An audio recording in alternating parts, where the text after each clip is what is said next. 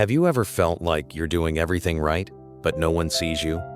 Like you're putting in the effort, staying committed, trying to move forward, and still, it feels like you're invisible? As if your life is happening behind the scenes, far from recognition, far from applause. If you've ever felt that way, then stay with me until the end and go ahead and subscribe to the channel, because this message can change the way you see everything. Now pay attention to this. This feeling isn't new. There is a powerful story that begins exactly like this, the story of David in the Bible. A young man who wasn't remembered, wasn't seen, wasn't considered important. While others were being called, he was left out. While others were recognized, he remained in the field, in silence. And maybe that's exactly where you are today, doing what needs to be done, but no one notices, trying to grow, but without clear opportunities. And that starts to raise questions inside you, doesn't it? Is it really worth it to keep going? Is anyone actually seeing this? These questions are more common than you think. But let me tell you something you may have never heard this way. The fact that no one is seeing you right now doesn't mean nothing is happening. On the contrary, it may be a sign that something is being prepared away from human eyes, and that's exactly how everything began in David's life. But what happens after this phase is what truly reveals what's behind this apparent neglect, because there is something that completely changes this story. Pay close attention to this. David was just a simple young man, a shepherd, tending sheep, someone who spent his days in the field, far from attention, far from any kind of recognition, while others were inside the house, being prepared for visible opportunities. He was dealing with tasks no one valued. From a human perspective, there was nothing extraordinary about him. He was just another forgotten in the routine. And when the moment came that would change everything, something curious happened. The prophet went to David's father's house with a clear mission. It was an important moment, one where any family would want to present their best. And do you know what they did? They called all the sons except him. They didn't even remember David. This reveals a lot about how God chooses people in a way that completely goes against human logic. Do you see it? In people's eyes, David didn't have the profile, the appearance, or the status. He wasn't the obvious choice. And this is exactly where many get lost, trying to fit into others' standards, trying to be noticed by human criteria. But the truth is, God sees the heart, not what is on the surface. What no one saw in David was exactly what mattered most. Maybe you are living something similar, an environment where others are chosen, remembered, and valued, while you are left aside. This can happen at work, within your family, or in personal projects, and the tendency is to think that this defines your worth, but it doesn't. Because there is a different standard at play, something that does not depend on people's approval. And it is exactly at this moment that something unexpected begins to unfold. Because when David is finally remembered, everything changes in a radical way. But that change does not happen the way most people imagine. In fact, it begins a path that few are prepared to understand. Now pay attention to this. It was exactly there, in the field, in anonymity, in silence, that something different happened. While no one was watching, while no one valued it, God was observing every detail.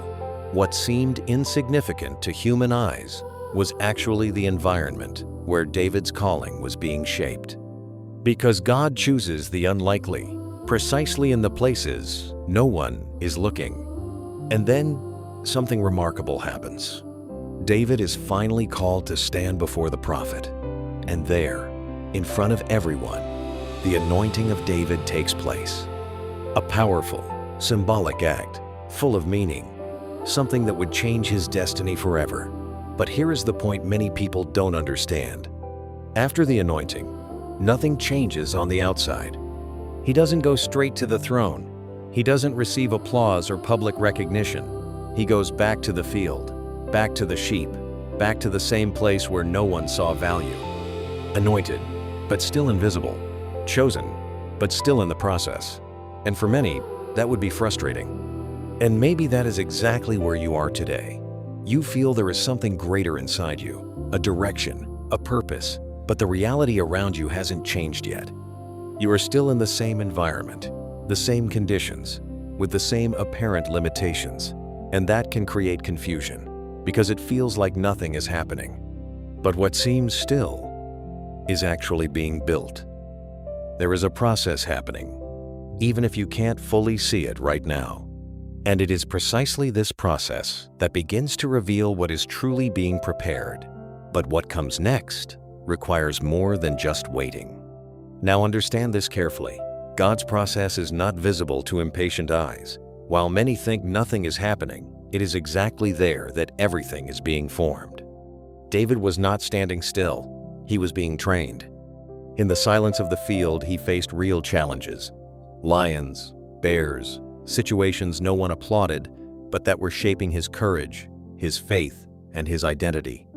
Do you see the depth of this? Before facing Goliath in public, he had already won battles in secret. Before being recognized, he was prepared. And this teaches something powerful. What you face today, far from the spotlight, may be equipping you for something that will be revealed later. What seems small now may be exactly what is strengthening you. After that, the story continues, and it doesn't get easier. David faces giants, yes, but he also faces persecution, rejection, and seasons of waiting. And here is something essential. God's purpose does not happen instantly. There is timing, there is building, there is a journey that must be respected. And many give up because they do not understand this. If you want to apply this to your life, start valuing your process. Use this time to develop skills, strengthen your mind, and grow spiritually. For example, build discipline in your routine. Seek consistent knowledge. Reading books like Proverbs can give you practical direction and remain consistent even without recognition. This makes a difference. Because in the end, the process is not just taking you somewhere. It is transforming you into someone. And when that transformation begins to happen from the inside out, something even deeper starts to be revealed. Something that connects this entire story to a greater purpose. Now pay attention to this. Before understanding Jesus, you need to look more deeply at the path David walked, because his story was not made of quick moments, but of a long process of God. After being anointed, David did not take the throne. He returned to the field, then served in the palace, then fled to the desert. Each phase seemed disconnected, but all of them were part of the same construction. David faced public victories, like Goliath, but he also lived through silent pain, like Saul's persecution. He was celebrated for a moment, and soon after, rejected. He was honored, and then had to hide. This reveals something profound. The process is not linear. It is full of ups and downs. And still, in every stage, something inside him was being shaped. Even when he had the opportunity to speed things up, like when he could have taken Saul's life, David chose to wait. This shows maturity, character, and an understanding of the right timing. He refused to skip steps.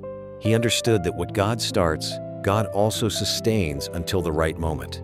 And that is rare, because most people want immediate results. And it is exactly this process that points to Jesus. Because just as David was prepared before reigning, Jesus also went through a path of rejection, pain, and waiting. But unlike David, he did not fail, did not drift, did not make mistakes. He fulfilled every step perfectly, and that changes everything, because it shows that there is a divine pattern being followed. So when you look at David, you don't just see an ancient story. You see a model, a path that reveals how God works in someone's life. And when this starts to make sense, you realize that your current moment is not random. It is connected to something much greater that is still unfolding. Now, let this sink into your heart. If today you feel forgotten, ignored, as if you're standing still in time, that does not define your destiny. There is something happening beyond what you can see. Just like in David's life, the invisible was not the absence of movement, it was preparation. And maybe, right now, you are inside God's preparation. But this requires a posture from you. You can't live this season carelessly. If you are in the process, then live like someone who is being prepared.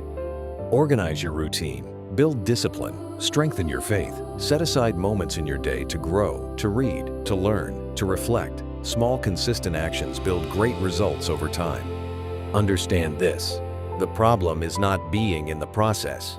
The problem is not understanding the process.